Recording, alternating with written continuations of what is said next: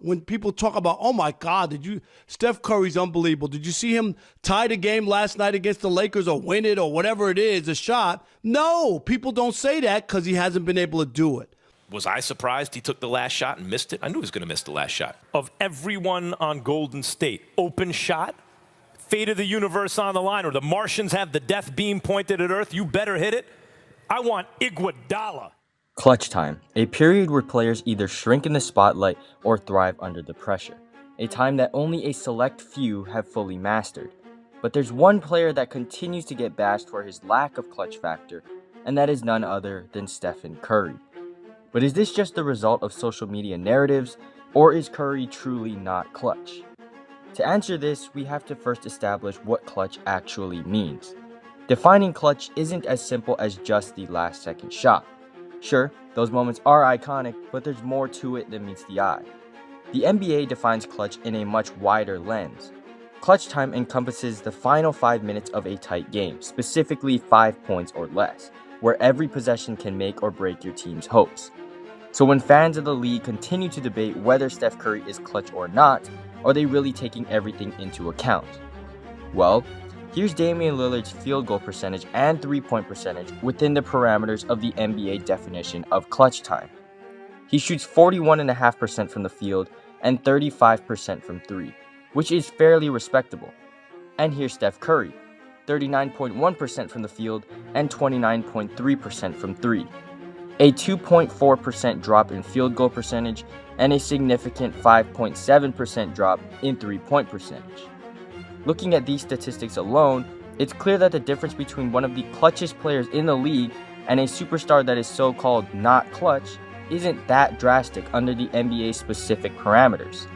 But something to note is that as time continues to dwindle in the game, the pressure level increases, meaning not all clutch time is made the same. Because of this fact, the gap in terms of clutch factor expands significantly more. In the last 45 seconds of the fourth quarter and overtime, Steph Curry is 0 for 12 on go-ahead shots in his entire playoff career. A ridiculous stain on the great career of Steph Curry. And we don't even need to think about Dame stats in this category because... Lillard, long-range three, and it's good! At the buzzer! It's Lillard, he got the shot off! Lillard, good! And the Blazers win the series!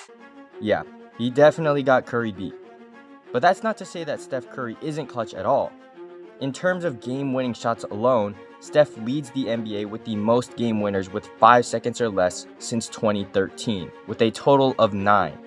However, a note worth taking is that only 1 out of those 9 game winners occurred while the Warriors were trailing.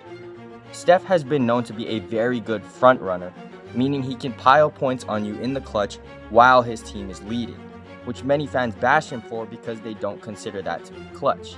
But in my eyes, I think winning the game is just as important as not losing the game. So whether or not Curry's team is leading, I don't think it should take away from him being considered clutch in those moments. But let me ask you something. If a player shows up in a must-win game situation, can that also be considered clutch? For example, Steph Curry in Game 4 of the 2022 NBA Finals.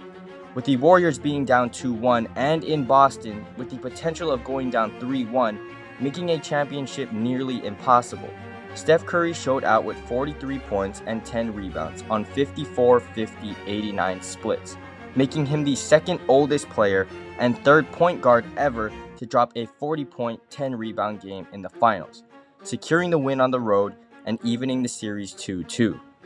Or how about when Steph came into Sacramento and dropped the first 50-point Game 7 in NBA history? If Curry does not perform the way he did in those games, the possibility of the Warriors winning that title or getting out of the first round would have dropped significantly. So in my opinion, I think that could be viewed as clutch as well. But so far this season, Curry seems to be on a tear in clutch time because he currently leads the NBA in clutch points, field goals made, and threes made. But again, these stats can be interpreted in multiple ways. Overall, I think the determining factor is really whatever you define clutch as. Is it game winners, points within a certain period in the game, or maybe you even view it as showing up when it matters most? But if we are basing it only on the NBA's parameters, I would consider Curry somewhat clutch. Obviously not the clutchest player ever, but to say he's not clutch at all is too much of a stretch for me. But what do you guys think? Is Steph Curry clutch? Has he ever been clutch, or is he simply not clutch at all? Let me know in the comments down below, and I'll catch y'all in the next one. Peace.